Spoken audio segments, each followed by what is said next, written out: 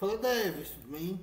Mais um vídeo para esse canal e hoje a gente vai trabalhar com números máximo e números, ou seja, isso está dentro da estrutura de dados, mas a gente vai também descobrir quem deles é o máximo e o mínimo. Para quem não lembra, quando a gente trabalha com banco de dados ou até mesmo listas mais focadas em Java, Python, a gente sabe que tem já o termo, a gente puxa a função e ela já sabe quem ali é o máximo, quem ali é o mínimo. No caso do C, a gente deve implementar manualmente. Então eu vou mostrar isso para vocês como seria se a gente fosse aplicar isso em alguma linguagem de programação, até mesmo em um banco de dados que não teria essa função e que a gente precisaria. Então já se inscreve, deixa um joinha e compartilhe com seus amigos, tá bom? E ativa o sininho, tá bom? Para não perder nenhum vídeo. Então, para você que é novo, seja bem-vindo. Então, esse é o vídeo. Implemente um programa em C que utiliza a alocação dinâmica de memória para armazenar um conjunto de números inteiros. E o que é que o programa deve fazer?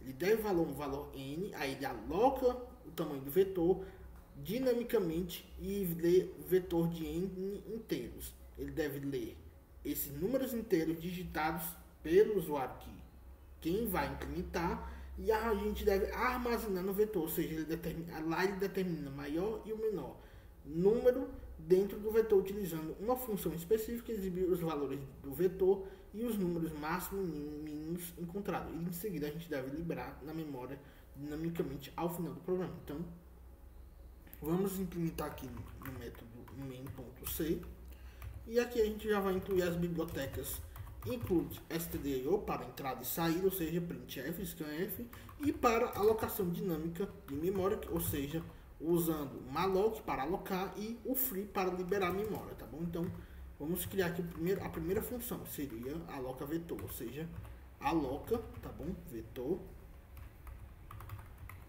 E ele vai ter n, como se fosse tamanho, e int v, como se fosse v de vetor. Então, aqui a gente passa, v vai receber int vezes quem? Próprio malloc, e a gente aloca o malloc n vezes size of int, ok, ponto e vírgula no final, if v igual a null, printf,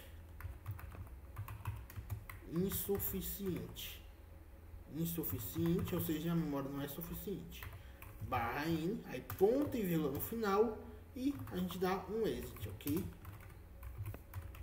Caso contrário, significa que deu certa alocação, a gente simplesmente retorna o v de vetor. Então, como que a gente iria implementar o valor máximo e mínimo? Ele, no caso, ele tem que ser void. Então, para isso, void, eu vou chamar de max e min, que significa máximo e mínimo, ok? Então, int v de vetor, ok, vírgula, int n, porque que esse int n grandão?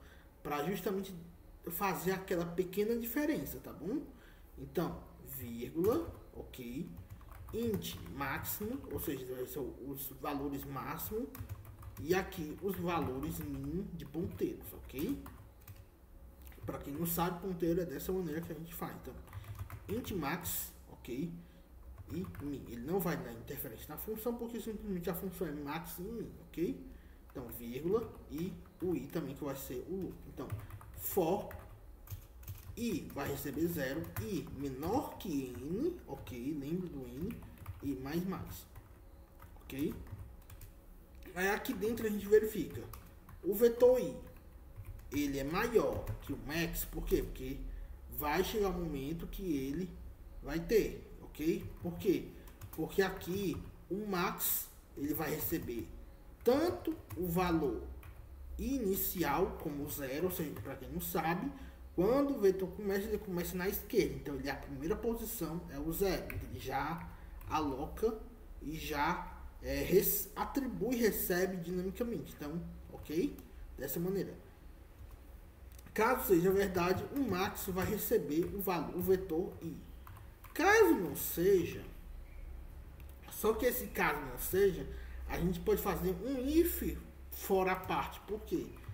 Para não depender do outro, porque caso, vamos supor, o máximo é maior, ok, mas o mínimo ele vai ignorar, entendeu? Então não iria funcionar. Então dessa maneira a gente faz isso. Aí caso o vetor na posição I for menor que o mínimo, que foi a posição 0, o elemento, então o mínimo vai receber vetor I, ok? Dessa maneira. E no final do loop, a gente simplesmente atribui o máximo num parâmetro, vai receber max, e mínimo vai receber o min, para justamente na próxima interação ele atualizar, ok?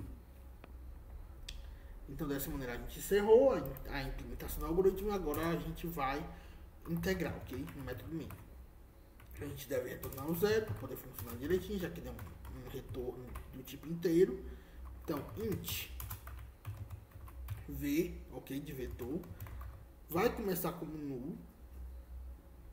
Em seguida, o nosso n, que é o nosso tamanho, o i, o máximo, porque a gente precisa passar como parâmetro o mínimo, ok? E pronto. Aí a gente simplesmente solicita: digite o tamanho do vetor, ok? Ponto e vírgula, scanf, %d, ok? E a gente passa simplesmente o valor de n. Então, ponto e vírgula, ok? Aí a gente aloca, chama a função aloca vetor e passa aqui apenas o n e o v, porque o v a gente já inicializou como null, ok? Então, próximo, for i, que tem vai começar na posição 0, i menor que n, i mais, que é o nosso incremento, eu simplesmente solicito o usuário digitar os valores. Digite os valores do elementos do vetor, ok? Dessa maneira. Então, ponto e vírgula, scanf, %d, identificado memória e o vetor na posição i, ok? Dessa maneira, já podemos ir seguir para o próximo, que seria exibir esses vetores. Então, printf, ok? Printf, ok? Lembrando que a gente deve começar e fechar também, tá bom? Então, antes do loop, a gente faz aqui, escreve e bota um for.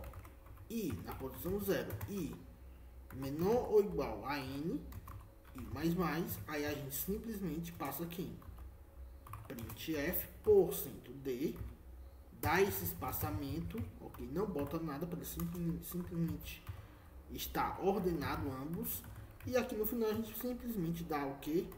Fecha com o colchete que a gente criou e dá um barra n, que, claro, tem justamente a próxima interação. Máximo e mínimo, a gente chama essas funções max min, ou seja, a gente quem deve enviar aqui? Deve enviar o vetor, que é o nosso v, o nosso n, que é o nosso tamanho, e lembra que ponteiro, como é que ponteiros trabalha? Como a gente já, de certa forma, inicializou, para inicializar esses ponteiros, a gente deve passar o identificador de memória. É como se a gente estivesse dizendo, fulano de tal está na memória 1 e fulano de tal está na memória 2. Então, o ponteiro ele trabalha dessa maneira. Como a gente não mexeu nem nele, só criou a variável, então elas começam a ser desse jeito, ok? Então, valor mínimo e ponto e vírgula. E aí, como a gente está trabalhando com vetores, então, quando está integrado no loop, ele automaticamente, como se ele fosse uma lista. Então, o que a gente alterar no caminho, a gente pode chamar novamente e os valores se alteram. Vocês vão ver exatamente isso. Máximo, ok, %d barra n, mínimo, ok, %d barra n. E a gente simplesmente passa aqui máximo e mínimo. Lembrando que a gente nem solicitou nada. Eles simplesmente vão receber, ok? Que é dessa maneira que trabalha. Então, finalizando, vamos executar aqui o nosso GCC, tá bom? main.c, traço de objeto e o arquivo main. Pronto, se a gente ver, ele já criou aqui na estrutura. dando Ctrl B para poder esconder, ficar melhor. A gente pode visualizar. Vamos digitar o tamanho do vetor. Vou dizer que eles são 5. E aqui eu vou digitar os valores. Vou digitar aleatoriamente aqui 8, 10, 50, 2. E aí ele listou todos eles, né, todos os vetores que eu digitei.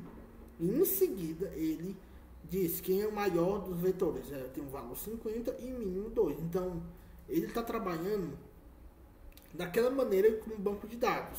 Porque a gente passa aquele tamanho da lista e ali na lista, tanto na linguagem de programação Java como ArrayList, ele já vai saber quem é o maior e o menor. Então, tá bom? Então essa é a dica.